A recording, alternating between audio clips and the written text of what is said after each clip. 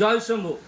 প্রিয় ভক্তগণ, আজ আমরা করিমপুর নাটনার সুখের মণ্ডল মহাশয়ের বসত বাড়িতে শান্তি সস্তান যজ্ঞ করতে এসেছি। এটি হচ্ছে মাতা অন্নপূর্ণা দেবীর মৃত্যুর কৃপার দোষ নিবারণ করার জন্য আমরা এসেছি।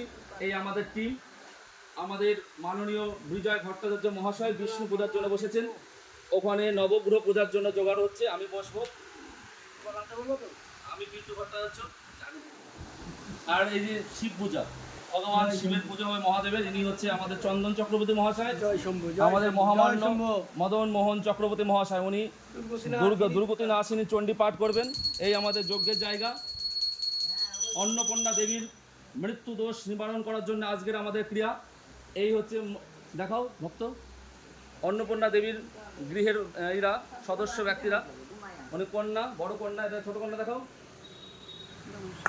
এনারা 108টা তুলসী পাতা দান হবে, তাই দানের জোগাড় করছে। জয় শম্ভু, একবার সবাই বলো জয় শম্ভু।